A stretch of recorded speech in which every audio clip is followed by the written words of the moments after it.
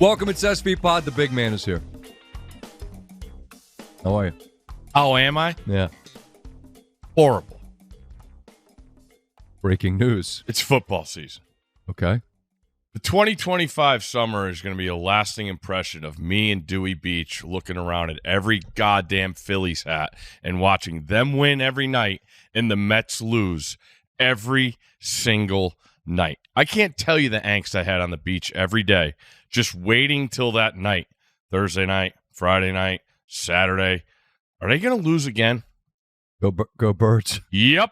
They're going to lose again. I took a picture at I go down to the lighthouse, put the kids to bed, go down to watch the end of the baseball games, and there's a Phillies up 4-0, top of the third in Texas.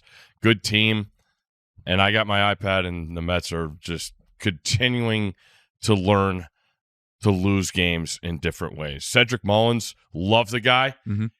He's batting 100 since they got him. Bullpen can't pitch 6 innings every night. Uh-huh. I'm done. It's football season. Now I'm ready to go. So, off to a bad start on the pod. Steve's Every night. Horrible every night. Every single night. Every night. They've won, what, 1 game since I saw you last?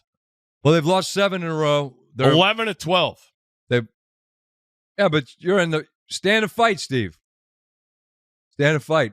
Oh, we'll stay in the fight. Wild card. Come on. We're Cool. good. We're good. Cincinnati in the rear view closing fast. It's amazing. It's incredible. Is anybody ever just going to snap? Just lose it. Seems like you have. Post game. I mean, come on. What else is there? We'll get them tomorrow. No, you're not. You got to change something. Change it up. 11-12. Let's go, Mets go. Oh, So, sort of sour here to start things off. no. I've found a way to flush it, and we're good. Okay, what's that? Move on. Looking at the windshield. Not Plenty of other things to be good about. at the rear view. Yeah, no, I mean, Unbelievable weekend. But it's just those buildups to the night. I'm just like, they're going to lose again. So, How was your weekend? I mean, I'm feeling okay. We were up in Nantucket. Bone issues? Too much sand in there? No, we're good. Just trying to make sure we can, dial up any information we need, having it at the ready. You mocking? Oh yeah. You got your own rankings? I don't do rankings. I rely. Well, I mean, I get a lot of intel, and then I've got some people that I'm going to want to get. Who they are, not for public consumption. How much did you watch? I watched quite a bit. Yeah? I did. We'll get to that. Red's not here. Red's at the bath. Red smelled like the ocean. Oh. Unlike Otis the dog, for whom water was the equivalent of like a toxic spill, he was not a fan of the water. Red is not the dog that will swim. Like you see people out there, like labs and such, that look like they would swim out to the ferry in Nantucket to get a ball. He's not doing that, but he's not afraid to mix it up, get in there, splash around. But he smelled like a shrimp after a while. Not great. So he's getting bathed as we speak. Coming back like a new man. Heck yeah. Did Otis ever accidentally fall in a pool? Oh yeah. That's how scared was he? Well, just you could see the right. He knew what eyes. Just like I'm like, do I have to dive in? No, I mean Yes. like they know what to do. He just was. You don't like it. Hated water. He hated water. Again, Red's not like, ooh, give me it all day and night, but it's not like it's the end of the world. You ever get a skunk? No. Ooh, No, those I were mean, bad ones. no. That was the old tomato juice. That's what they say. Remember my dad used to. Sure. bathe I mean, I think then what you have is it smells like skunk and tomato juice. Yeah, like your mom when she used to go get perms. Remember that smell? Oh I my do. God. Not great. What happened to perms? I think thought some girls pulled it off pretty well. bring them back, Bring ladies. it back. Perm it up, ladies. That smell was rancid. Not great. Woo! In like days. Why do you do this to yourself? I don't know. Oh, it's fluffy. Fluffy. Sure. You ever been to Nantucket? No. Never. Zero interest. like Europe. It's kind of like it's closer than Europe. A lot, yeah. You could say that. I get it. It's a lot of people from Massachusetts, but it's the people from all over. I'm just telling you, it's sensational. Spectacular. I love it. I love that people love going there. I have zero interest in north of, I'd say, Watch Hill. I like Watch Hill. Newport, a little too much now. Cape Cod, you can have it. Nantucket, Vineyard, that's Rosillo's land. I don't mess with it. Block Island, I went there once. They don't have air conditioning. What the hell is that? It's 100 degrees. What do you mean there's no air conditioning? You gonna ride a bike? Thanks. See ya. I feel like the Mets have spoiled Steve's No. psyche in general. No, I think I hate those places more than I hate the Mets right now. Nantucket's incredible. Yeah. It's just, although I will say this, the roads. You call them roads? I mean, they're paved. Some of them. You guys got some cobblestone. Oh, it's really charming. Oh, it's old. Is it? Is it charming? I don't know, man. It's a little wonky when you're, and there's lots of people, and I get it. I'm there in the absolute middle of the sweet spot of when all of the people on island, as they say there, are dealing with us, which I'm sure is not your favorite. But the roads they have, which go back to like Paul Revere or whatever, I just assume they're all one way because they're only could fit, but they're not one way. You got to get out of the way. And everyone's got a big ass Jeep or a Bronco or an SUV, and then you're going to have a standoff, and then somebody's got to get out of the way. It's a little much for that, but the weather was unbelievable. And the vibes are really good. And everyone has a sweatshirt that says Nantucket. Our children have many. There you go. And then you go to Millie's. Shout out to our friend Bo. Same menu? They call them different things. So it's the same stuff, but like you got some local Nantucket stuff that the people there would understand what it is. But what they've got is a great setup because it's an outdoor jump, and then it's cold, and you're just wearing shorts and a golf shirt, and then you know what you got to buy? You got to buy Millie's hoodie. There you go. Or shout to our friend Nick at the Sandbar, same deal. We got every restaurant we went to, we got merch. I think the bill for the sweatshirts was 3 times the bill for the food, but it all works out well for everybody in the end. Did you have a hot lobster roll? Didn't, because they all want them to be cold. What are we doing? I don't know. Watch Hill, you can get a proper buttery toasted one. Oh, my God. I'll tell you what I didn't get. Juice Bar. That's the ice cream joint. In your life, you've never seen a line this long. And years ago when we went, the line was long, but now it's its own thing. They have it's like when they launch or open like an In-N-Out. Remember when they opened the In-N-Out in Phoenix and they had to have cops for like a month? Mm-hmm. Dallas, same story. There's literal people to walk folks across the street because the line goes blocks and blocks and blocks. Now, my kids got it, and I said, all right, while we're at it, it's kind of just ice cream.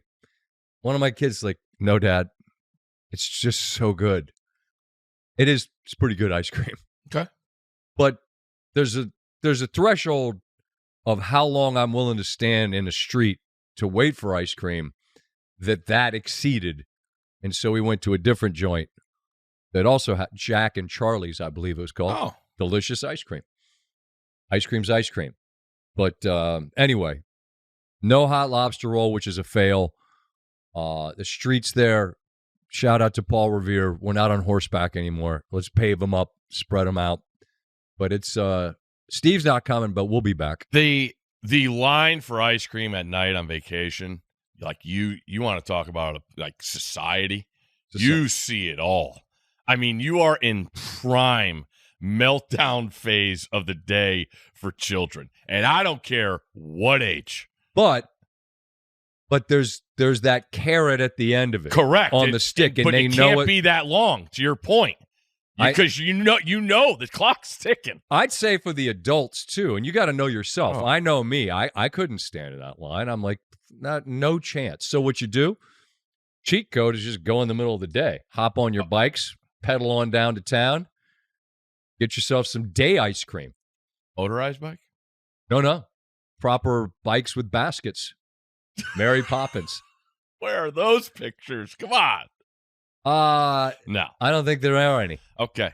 Another thing. Yep. End of the summer, these Neanderthals that just continue to not wear shoes and walk barefoot everywhere. How do they do it? You mean just as a lifestyle? Yes. I can't get over it. We went to Double Red Flag Friday. Ooh. Serious currents, whatever have you, on the outtake. Stay out of the water. Yeah. So we go to pack up. Girls, we're at breakfast. We're going to Jungle Gyms, water park. Here we go. Whole fam. And you walk barefoot around. My feet were shot. We did the whole thing in like 90 minutes, hour 45. We had the big family one, the five tube. We had mom on there, all 3 girls. All right. Awesome. Up and down like 4 or 5 times. Then they have a 2-seater where you go in. So we were mixing and matching. And then there's the tubes. And then there's the old lay-down water slides. It's fantastic. You want people to wear shoes at this place? No. Well, then what are you talking about? It's the summer. I couldn't do 90 minutes walking around barefoot. And I see people in Dewey walking from 6 a.m. to midnight barefoot. Well, it's because they're absolutely shithoused. I can't get. I mean, rocks. You're walking your dog barefoot. Yeah, you step on one shell. My God! I'll tell you, I sliced it up. I got my feet got mangled. Yeah, I'm with you. I put some flip flops on. And God forbid up there at Cape Cod where it's just rocks upon rocks, a lot of rocks, and in the coldest water you'll ever be in. But it's beautiful. They say. I was gonna say, how do you know? You've never been. Oh, I've been there. Just there. sit here and tell everybody how terrible I've been is. there. I was like, when do the Cape Cod Baseball League games start so I could go there and get off this awful beach?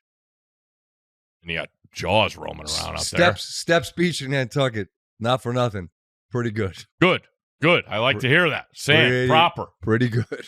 Proper. Hard to beat. But no, the wind was all the stuff was nuts, man. We got there Thursday night. Rip currents? Yeah. No good. And you know the dip in Dewey? Oh, sure. No more dip. It is. Level it out. Girls went in for like a half hour Saturday. They got destroyed. Once again, preseason rankings. Destroyed. Texas #1. No. Waves. Undefeated. I mean, up to their waist probably, but still getting torn up, upside down, and the sand and the hair and the ponytails are out.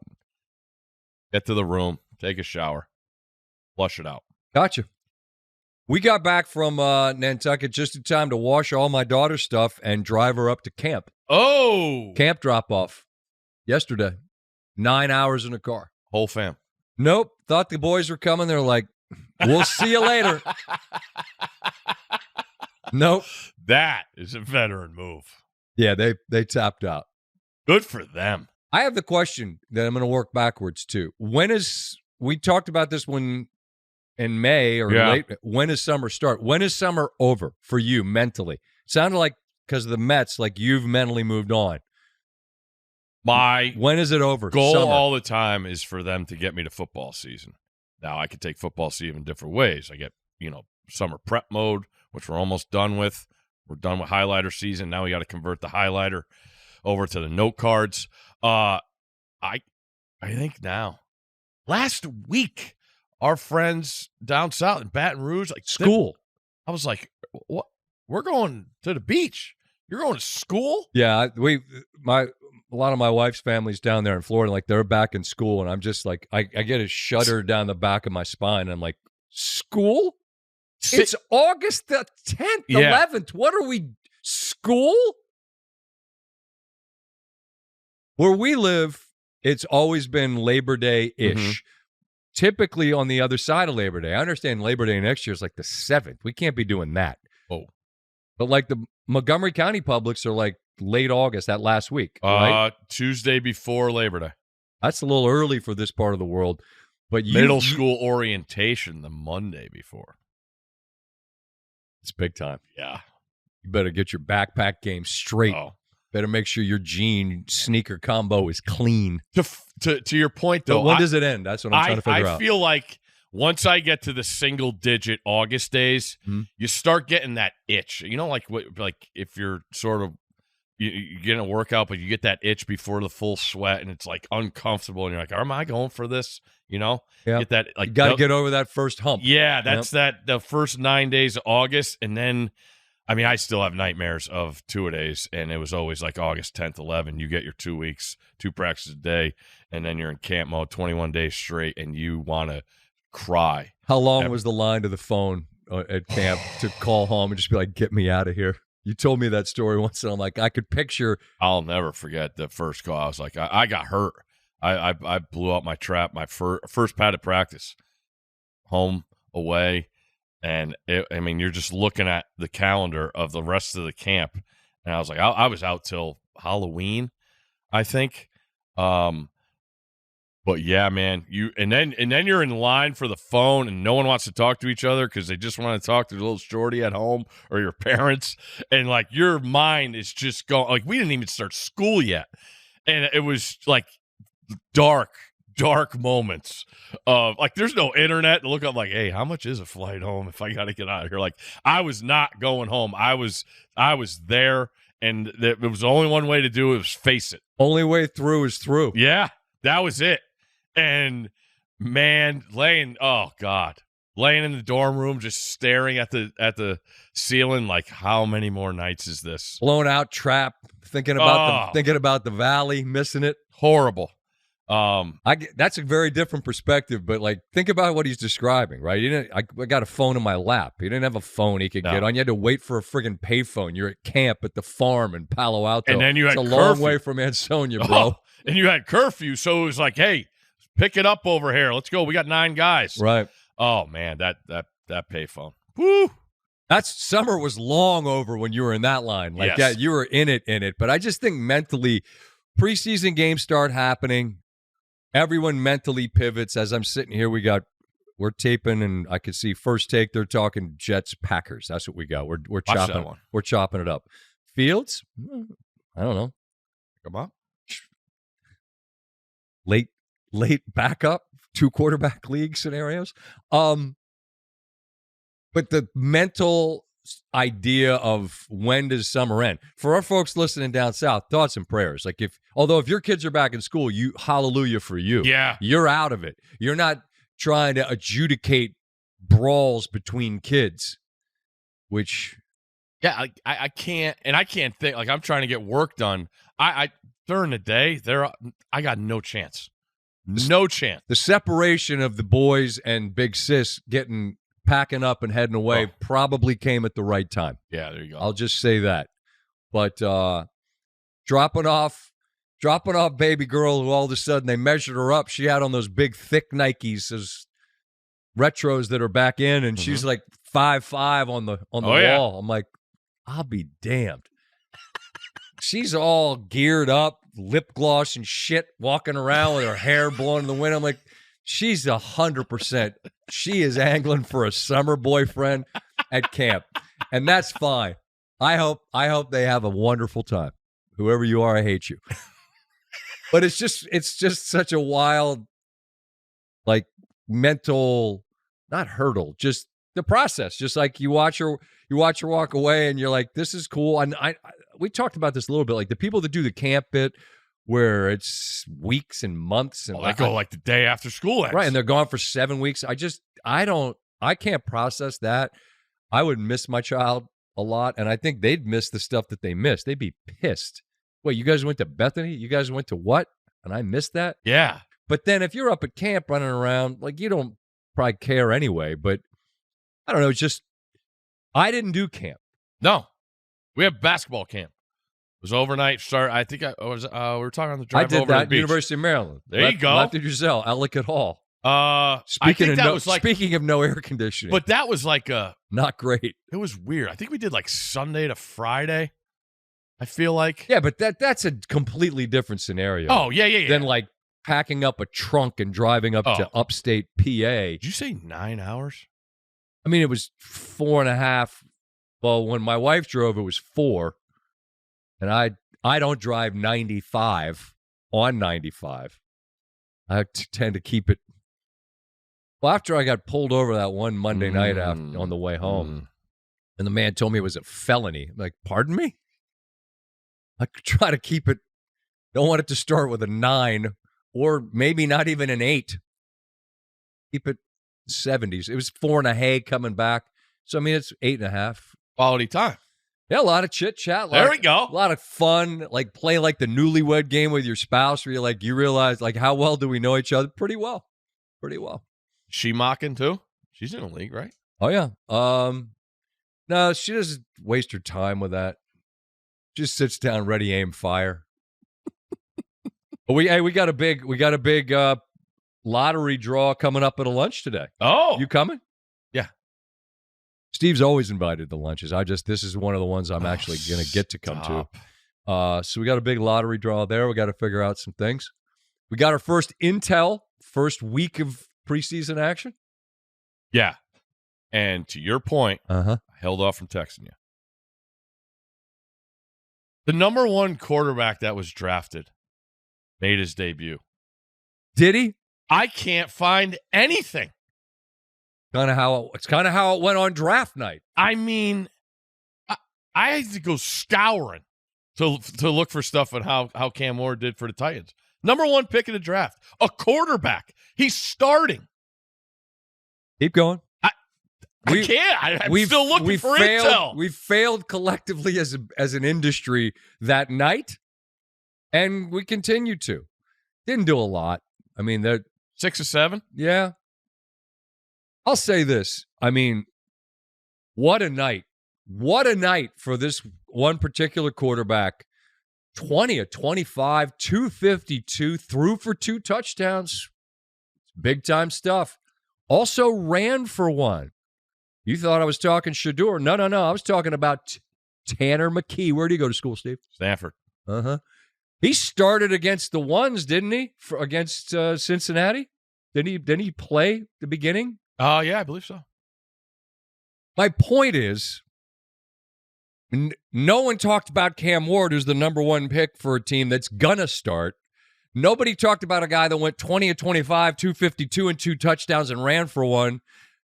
In Philly's case, because they got a guy named Jalen Hurts, we know who's starting. But the Shedeur thing is the most predictable thing that media can do, because the fact that he slid to a third-day pick was this, why did it happen? Is it this? Is it that? Is it the other thing? Then it was like he's being set up to fail. Then he plays and, now it's the NFL looks stupid for not drafting this guy. It's like, my God. Preseason football is meant to do one of 4 things.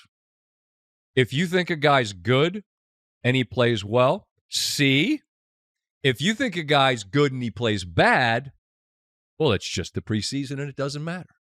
If you think a guy's bad and he plays well, well, it's just the preseason and it doesn't matter. And if you think a guy's bad and he plays bad, C. And that's all anyone did here. I thought he made some nice throws, and I thought he got an opportunity, and I thought the way he talked about it afterwards, hey, I got the opportunity, I got to do better. He handled it better than we did, I think. But it's just so wild to watch people stumble all over themselves to turn the fact that he was being set up to fail into the fact that the NFL failed because they didn't draft him. And it's like, it was week 1 of preseason, man. We're pretty reasonable about how we digest most of this. Not that. No. Not that. Nope. And I remain confident. I've always thought the world of the kid. I thought he took the shit kicking he got at Colorado. Let me stop just for a second. Last year, how much did we talk about how much we loved the guy? Yeah. So we're not the ones that are the anti. We've been more pro Shedeur, I think, than most, going back to paying attention from the time go back to when he was at Jackson State. Yeah. Go ahead. I'm sorry, I interrupted you. But what I always look at is the situation they are going to. And Cam Ward, everybody could say what they want about what happened with Tennessee, Will Levis, whatever. I still am confident in that coaching staff. They've dealt with quarterbacks. They know how to do it. Cleveland, I'm completely biased. I love Tommy Rees. I think he's awesome. It was hilarious when somebody did the Shedeur thing, what he looked like, and I just retweeted. I just said Tommy Rees. He's that good. He knows how to do this thing. And then these North Carolina fans start seeing my stuff, and they're like, I knew we should have hired him instead of Belichick. I'm like, how do you take this to that?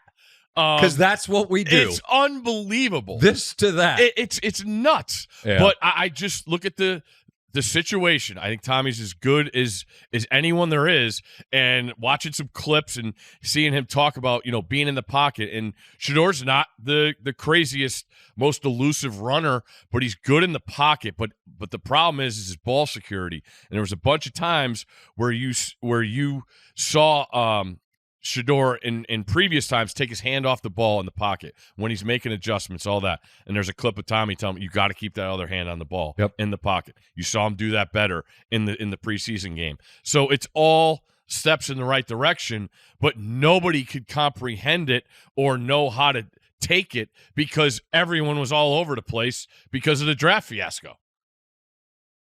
Right. And so it's a lens that's on that isn't on any other game that is going to turn that performance into the reason he should be the starter, or there isn't an or. It's just it turned into that, and you've got people.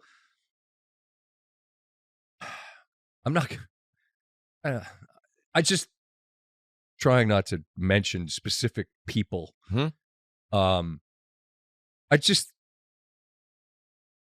It's preseason football, man.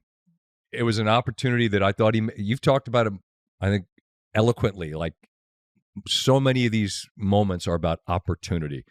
And maximize that opportunity. He did. And he made the point, got to make more of the next one.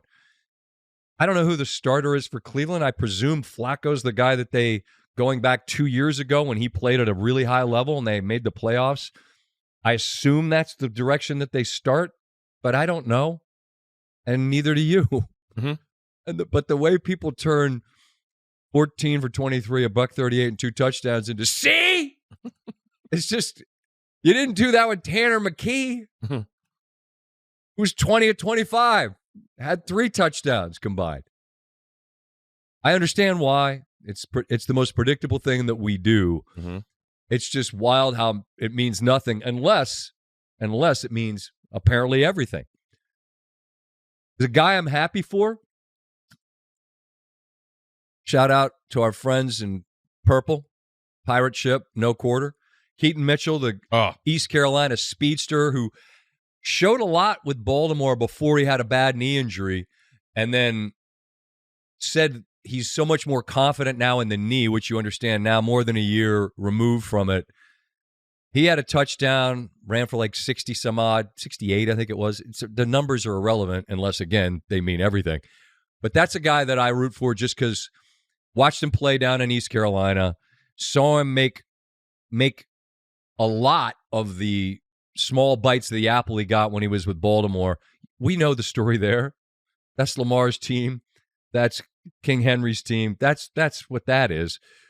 But you're just trying to, in an organization like that, maximize your opportunity, show what you can do with the chances that you get. Great to see that dude healthy. Great to see him talk about just having the confidence in his knee. That was a guy that I thought, good for you. And then the other guy that I wrote down that just is a wild deal, I told my boys this. I'm like, guess what Cam Little did last night? And my youngest, Charlie's like, the kicker for the Jags? I'm like, you know who the kicker? Yeah, Cam Little. He made a 70-yard field goal. Is that the record? I said, well, it doesn't count. Why doesn't it count? It was in a game. I said, it was not a – and I saw Cam Little tweet, don't worry, more to come. But dude made a 70-yard field goal. Are there things that happen, performances that you took note of or that you watched? You couldn't find the Cam Ward stuff because, again, apparently that's just going to happen in a vacuum that we miss all season. Was there anything that mattered or that you think is worth mentioning? Last night, the Cam Dickerson injury, or Landon Dickerson, at the Eagles open practice, that did not look good. He's a stud. We know played through the injuries last Yeah. year, was hurt, but was just I mean, a man's man. without a doubt. Your best ability is your availability, and both him and Juergens last year they went through hell and back as much as you can on a football field, and those O linemen certainly do. There's supposedly medicals coming today. Didn't sound great. Yeah, I think it's going to be a lot of time. When a guy's that big, you saw the replay of his leg. It looked like it overextended, so that could be knee, Achilles, the whole thing. So that was very eye-opening. Watch the young tight ends. I thought Loveland looks great for the Bears in limited action. Tyler Warren for the Colts. I think it was very eye-opening. I think he's going to be fine, but it's amazing when you get these bruiser kind of guys. And it's funny, I was watching the Penn State-Ohio State game back last night. I still can't believe he didn't get the ball in the 4 plays because he ran it down there the play before on 4 for 40 yards. Direct snap to him, maybe once. Plenty on Penn State and Ohio State to come later on, as everybody's really happy with my preseason top 15. I want to talk about that. But Tyler Warren, there's this thing, Scott, in with tight ends, and when you're the bully, right, and when you're you're going against the kids in the backyard, you could run in and we call it collision release, where I know I could get to you, I could collision you, and I'm stronger than you, so I'm going to be able to get to where I can go. Tyler Warren was the king of that, just using his physical presence in college. And against the Ravens, in the snaps that he had, I could see him still trying to use that, but he adjusted. And you're playing against absolute men right now. It's not going to work every single time. So work time and time again, less than it did at the college level. And when I go to Commanders practice and I watch Zach Ertz, who has done it, I think it's now 13 years, which is just amazing. I saw him before and after practice. I said, man, you are more slippery than ever. And he just started laughing. He's like, slippery? I kind of like that one. I'm like, You're the epitome of always open. And he's older. He's not nearly as fast as he used to be. He's still precise in his route running. But when guys go to collision him, he's done it for so long. He's got head fakes. He got jukes. He's got his hands. It's time in the league in being able to do that. So I think both the first 2 tight ends that were drafted, I think they're going to be worthy of possible late picks. Tight ends are deep. And there's plenty of guys that are going to be getting catches.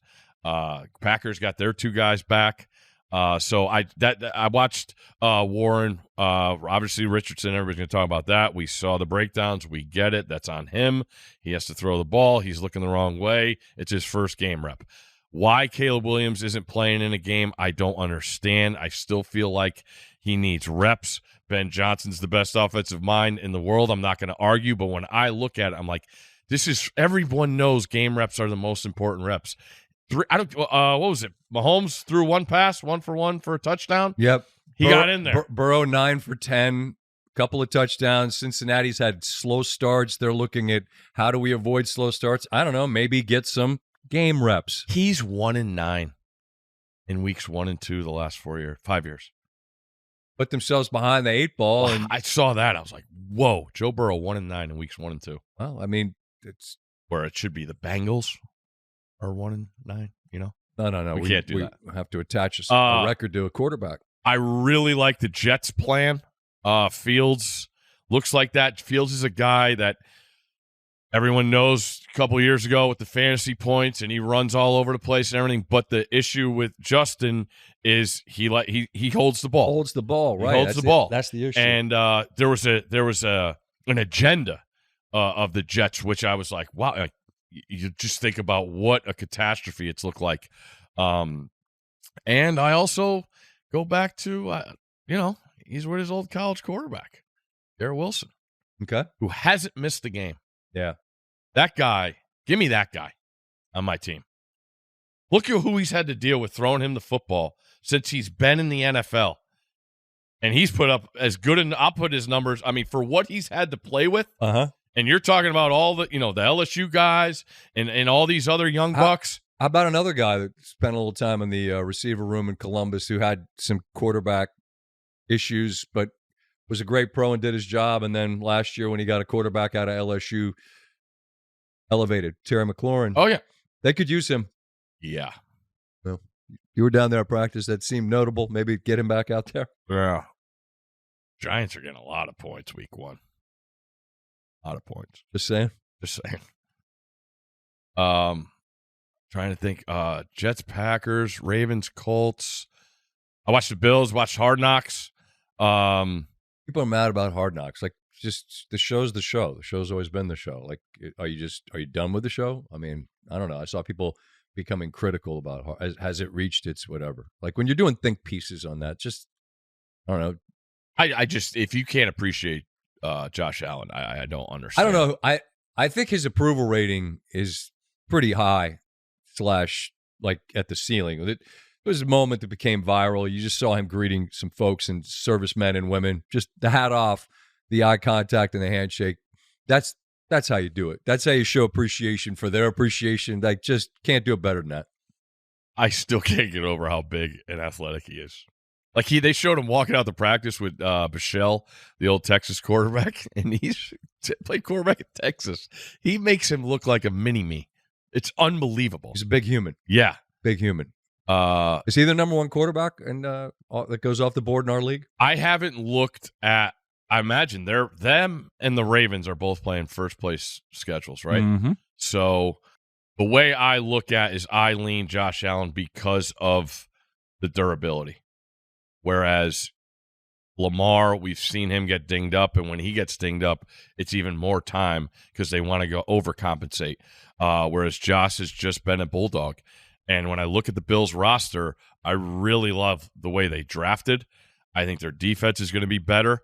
They address the idea of trying to get pressure. Bosa, he's not what he used to be, but he's still going to be able to give you some stuff on third downs.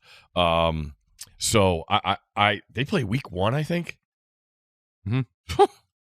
But if you're going to go, the thing is, it's the old. What's the old Toby Keith line? I ain't as good as I once was, but I'm as good once as I ever was. I mean, something like that. I mean, that's what you need out of him. His ability to be disruptive on occasion.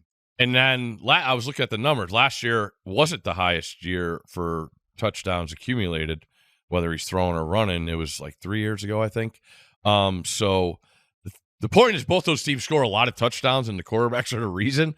I would just lean Josh because he hasn't gotten dinged up. But if you're going to give me rosters, I think I'm taking the Ravens first in the league. Awful deep, man.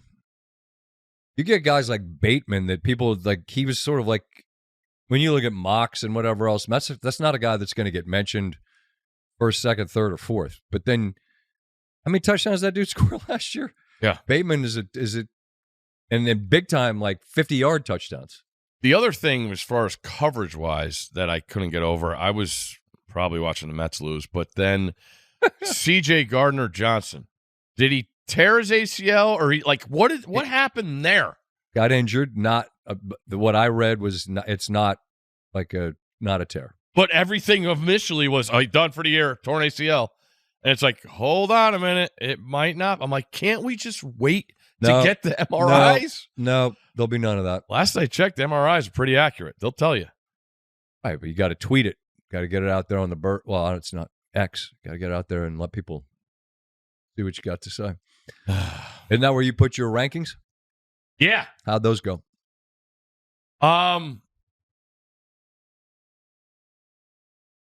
It was interesting. I bet it was.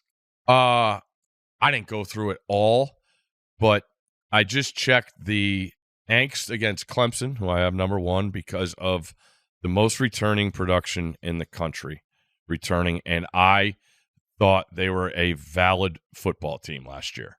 You could take that with what you want. They played their schedule. That's who was on their schedule. But the combination of not having an SEC or a Big Ten team number 1, while I think they fill 2, 3, 4, 5, 6, 7, 8, 9, 10, was interesting. But I am also one of these guys, Scott. I'm not gonna. Everybody has their feelings on preseason polls. I think it helps. It's topical, right? You're going to talk about it. It helps. And I'm not one of these guys that's going to hold on to something because I had them in my preseason rankings. No, you're giving people a reference point. If Ohio State, Texas, LSU, Clemson, if somebody wins one of those games by double digits, I could probably have them number one. I'm not ashamed of saying that. But this is how I feel right now after doing all my stuff. And that's fine, because here's the thing. You've done more highlighter. You mentioned it, the highlighters, and then the highlighter info goes onto the note cards. Yep. Had either of us studied in college that way, we probably would have done better. Yeah, I just need to do more of it. Understood. That's kind of what I'm getting at. Isn't it amazing how fast any of it? How much faster you could read when you're interested in something? And the retention. It's unbelievable. Right, and also you're not cracking open the information the night before the season starts. Remember when you bought this book at the beginning of the semester and this is the first time you're opening it? Night before. I've lived it. We all have. Oh, this is a nice book. Stanford Steve, Clemson, Penn State, Notre Dame, Alabama, Texas, Georgia, Ohio State, LSU, Oregon, Miami, A&M, Arizona State, Oklahoma, Indiana, Illinois. Not a lot of Big 12 representation in there. No, it's too much. I need to see more. I'm sorry. That's okay. I really appreciate what Dillingham has done at Arizona State. I think they are worthy of being the favorite in that league. What he's done, and I think what he said in media days in camps going up was it's not about recruiting, it's about retaining. And what he did with his quarterback, Levitt, I thought was one of the best jobs in the country last year. Coming from Michigan State, not polished. He's the reason they came back and had a chance to win that Texas game. He was fantastic down the stretch. He lost his number one receiver going into the rivalry game against Arizona. Didn't have him in the Big 12 championship game. And I don't think he played in the Texas game. So I really think he's worthy. I do look at Utah as a team that has cleaned house. There's no more Cam Rising drama. They got a quarterback who, if you didn't watch, is New Mexico, were they in the Mountain West? Mountain West. Right. Devin Dampier is freakish when it comes to skill set. But the consistency needs to be there. Utah's O-line is going to be fantastic. They're an absolute wild card. Texas Tech, that's the biggest wild card in college football right now. I'm kind of rooting for it because, like, if this is what it's about, they've attacked it. You want NIL? They got it. You want players? They went and got them. You want to address your needs? They went and did that. So I'm fired. I think the world of McGuire, knowing his story, being a Texas high school guy, keeping those roots. You hear him talk. He's as genuine as there is. Open up the checkbook, bring him in, Cody and we'll Campbell. figure out. Yes. Basically the owner of Texas Tech Sports. CEO. If that's what this is about, they're the clearest example of this is what we're doing. Cool. We got a guy that's got billions and wants Texas Tech to be great. Every other day you see something on social media where they got some 5-star, highest-rated edge rusher, O-lineman, and then you get the powers that be that have been the established kind of they've got this beachhead set up. Hey, we've been here forever. Like Texas Tech, you boys from Lubbock think you're doing this? Well, Mr. Campbell thinks we're doing it. So you better scoot your chair over because we're trying to plop down and buy that real estate right there on the beachfront. They're intriguing just because I don't know if it's going to work because you never know if the acquisition of talent is going to equate to on-field success. You just don't know. But I'd much rather have the talent and try to figure it out than try to cobble together I don't know if we got enough talent. You know what I'm saying? So they become this, I think they're just a complete wild card, not just now, but in the next little window of time here, because they've shown that they're the opposite of afraid.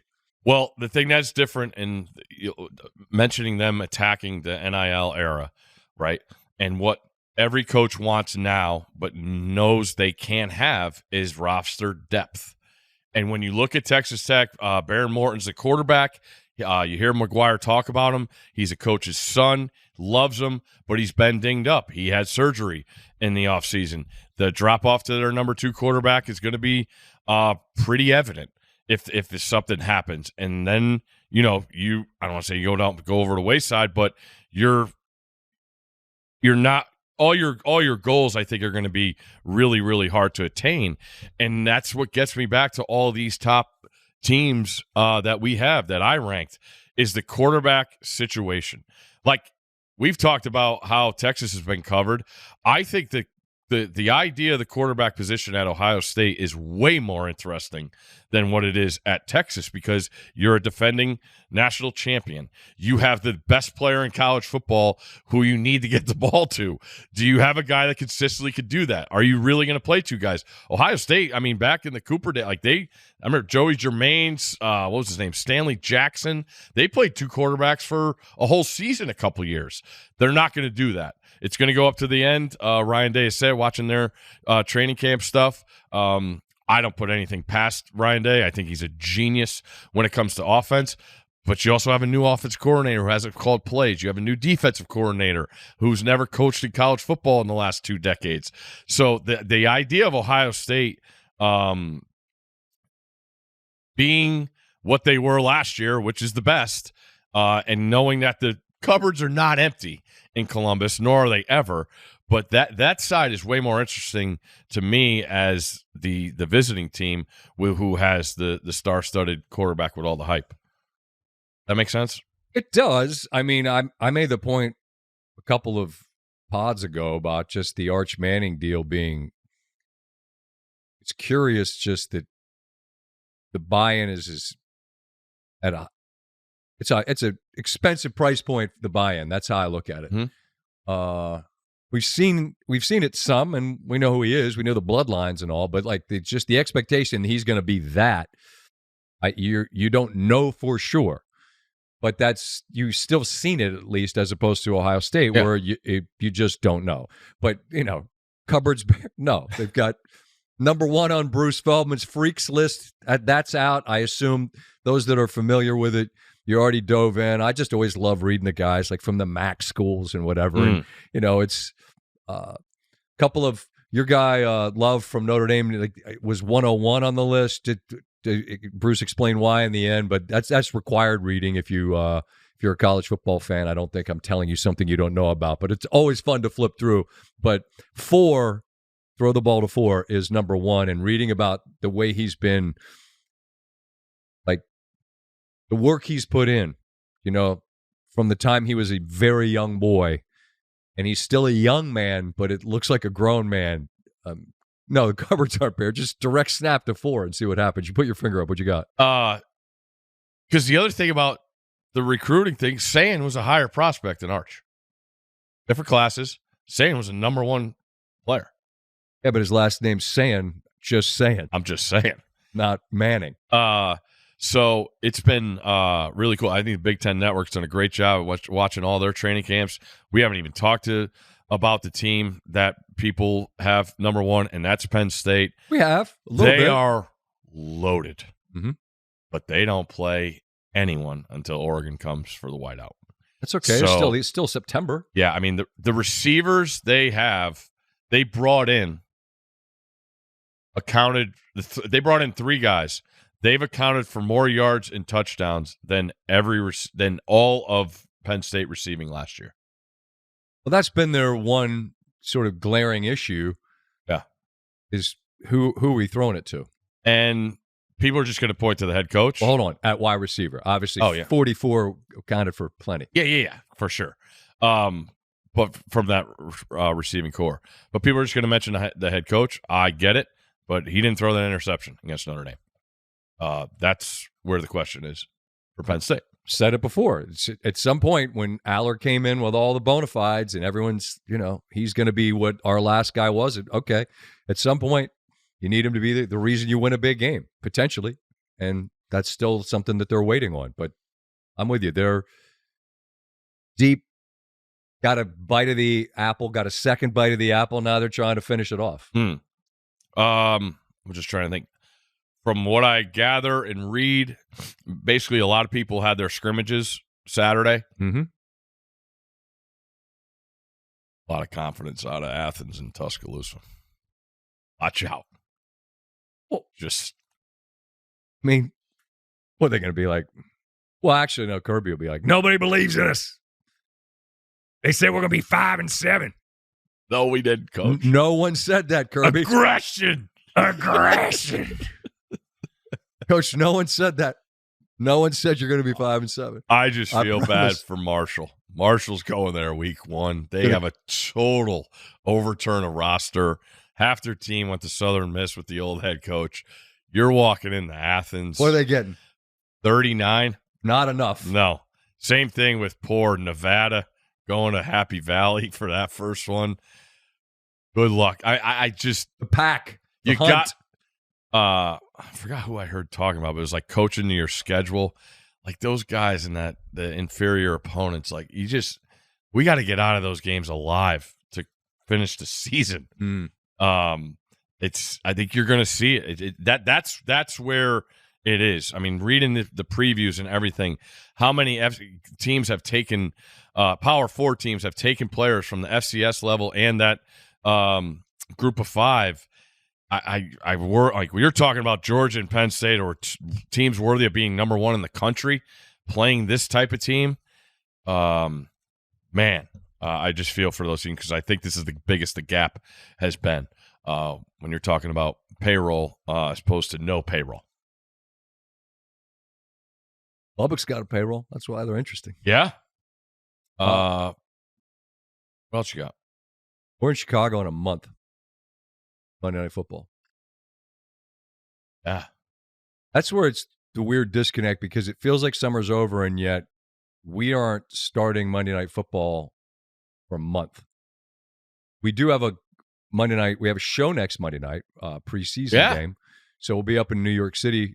And the game's here. Make sure we got got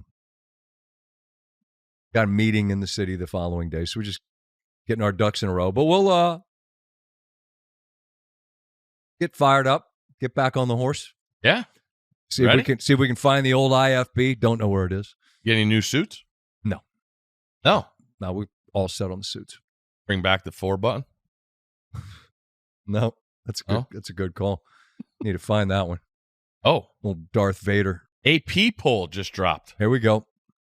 How's it compare to yours? Texas 1, Penn State 2, Ohio State 3, Clemson 4, Georgia 5, Notre Dame 6. You're not that far off. All the same teams. Of course it is. Just like Arizona State 11. How the cards come out of the deck. But I will be more. Who was the maddest? What fan base was the most angry at you?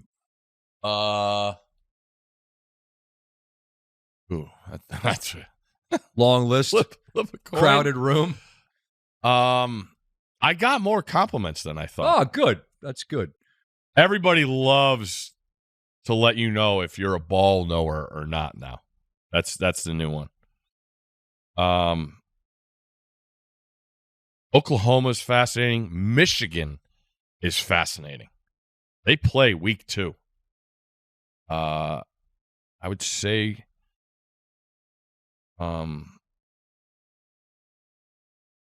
BYU's a team that I love, but then the Retzlaff thing, I can't do it because I don't know what your quarterback situation is, and you stole Stanford's quarterback. So USC, year 2 in the Big Ten, okay. Plenty of upside, but they are not ranked in this new AP poll.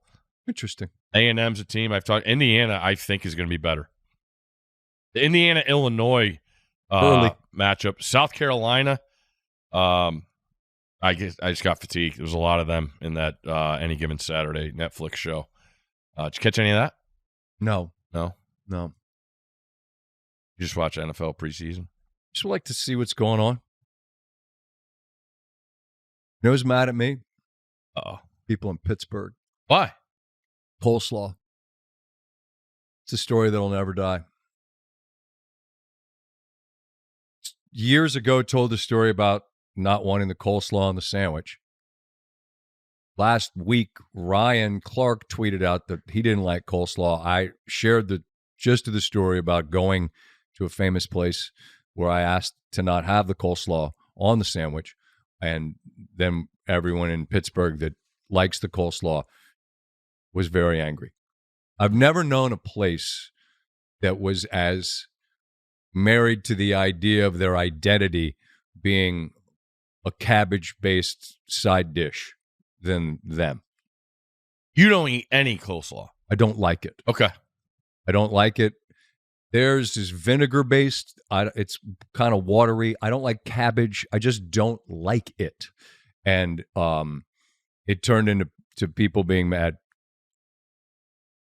This is back to the old Rosillo days, Twitter fights, and I had people telling me I don't like Pittsburgh because I'm from Baltimore.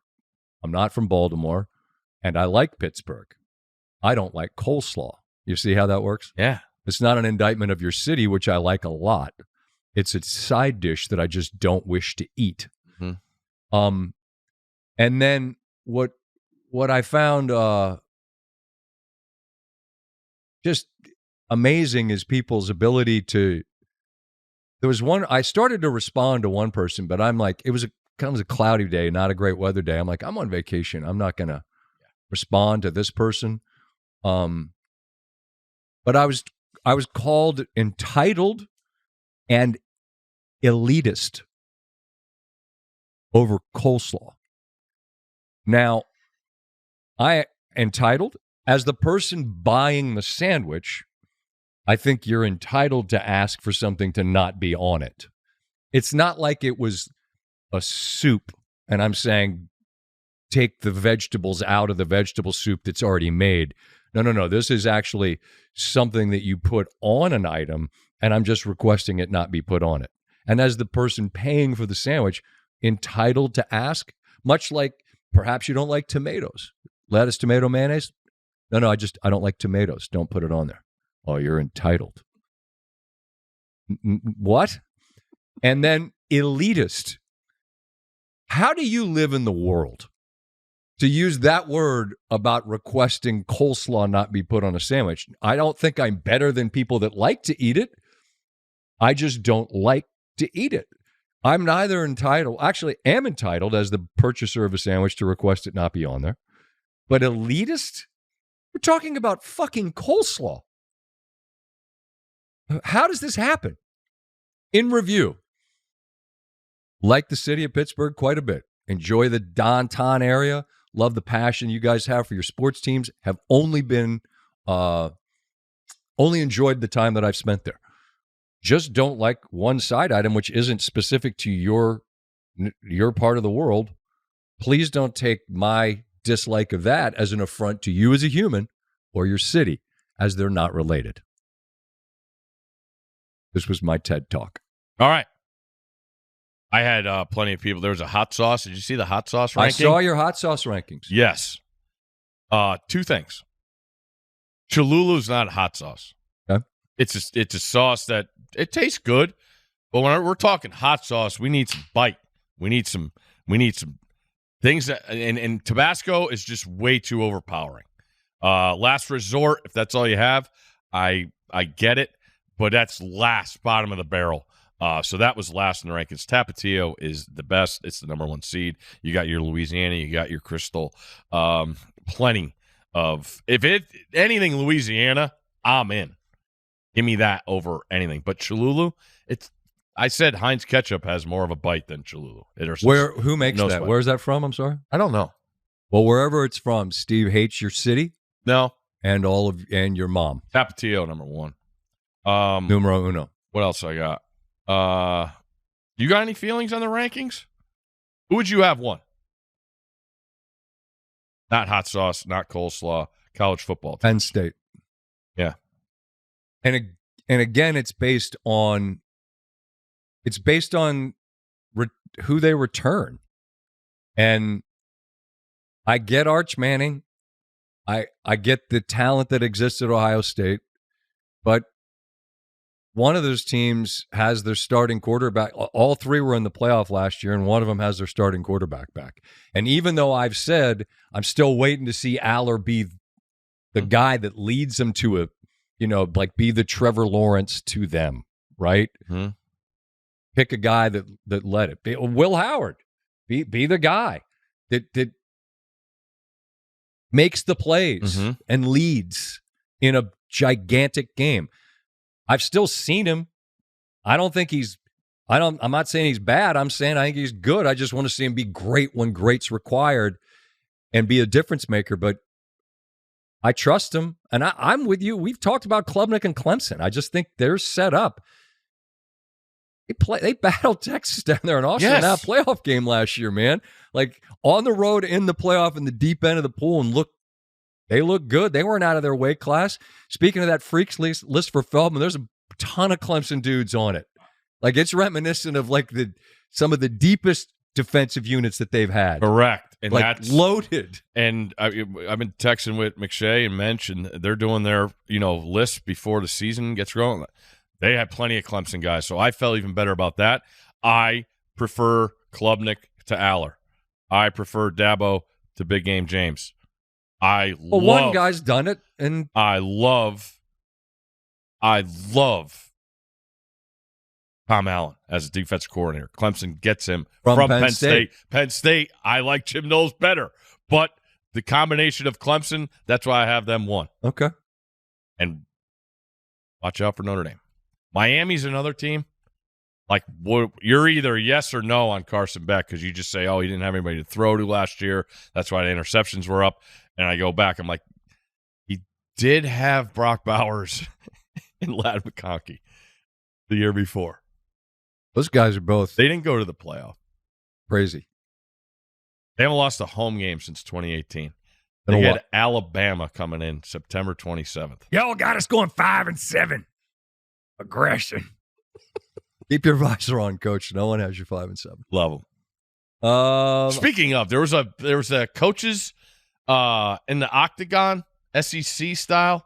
Did you see that a couple weeks ago? I mean, we've reached, like I said that to somebody on social media about how we've reached that part of August where we're fighting about a 15-year-old story about coleslaw. We're doing Octagon coaching rankings. Yeah, like how is Kirby? Like people at Venables won. Kirby Smart's won.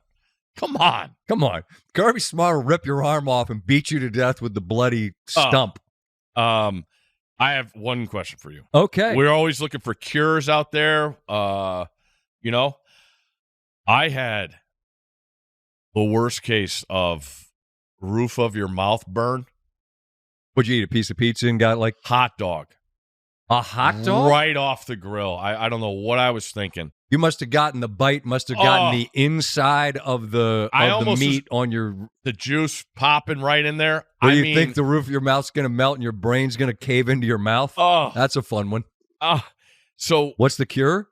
Does anybody have a cure for roof of mouth burn? You can't put... Aquaphor is my key for everything. You can't put Aquaphor in your mouth. I mean, you could. I don't know how effective it would be. I think that's strictly a time... thing. I think that's God's way of telling you. I was almost 7 days. Oh, that's excessive. We had the Blue Coast for that, like great bread. Even that soft bread gave me issues. That was like day 5.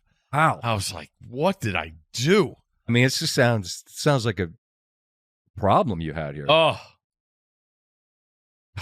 I don't have a fix, though. We're over it now. Okay, thank God. Yeah, it was... But if anybody has one, all right. Is that what pizza? I got to put hot dog on there now.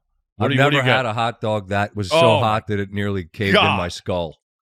Pizza for sure. When you get that bite and the cheese wraps around on the inside there, and you're like as fast as you can, you're trying to. And there's only 3 weeks left. If you haven't had the Pepe's summer pie, it's only allowed till Labor Day. Get one. It's so good. Fresh cut tomato, garlic. White pie, unbelievable. All right, there's one to grow on the way out. Love you, Pittsburgh. Just don't like coleslaw. You a sparkling water guy? No, still, just still. Distilled? Really cold still in a bottle. They'll bring you that at Blue Coast. Yeah, go through like 9 bottles of that at dinner. Right. There's a sparkling water Topo Chico. Have you seen those? Uh-huh. They have a lime sparkling water. Okay. It's unbelievably good. Any other food items you want? So side. we've given a hot sauce ranking. No. We have a sparkling water recommendation, a summer pie. I don't know if I should bring this up because I think you've had it, but I'm in a period right now. I can't eat because I got to go to the doctor tomorrow. Oh, you're going in. Yeah. And I don't know what I'm getting into, and I don't know if this is too it's what graphic. they're getting into, Steve. Yeah. What I was told. What do you want to ask me? Everything will come out eventually. That's what I was told. And I was thinking about the before, what you have to take. Uh-huh. But then I started thinking about when you go down and what happens On the other side. It's just like a reset. Just a reset for the system. I So believe they just Steve's go- talking about a colonoscopy. Correct. Get to be a certain age, got to just check out the old plumbing. So they just go in, Check- they find the reset button, and they just press it. No, the reset button is after you drink all the stuff and you're on the shitter until you feel like there can't be anything left in my body. Empty her out, then they go in and make sure you look good, and then you're start over. That's it. Oh. And if it was like the directions are like, if vomiting occurs from the intake, proceed till it is finished. Like, what? Like that's a choice I have. Yeah. I don't really get to do anything about that. Oh, man. So, all right. So We've reached the colonoscopy portion of where I share stories of that when I went in, the guy was a sports fan who was a Yankee fan. And this is when Bartolo Colon played for the Yankees. And the last words I said as they sent me on the way out, I'm like, who's your favorite player? Bartolo Colon. Get it, Colon. Ha!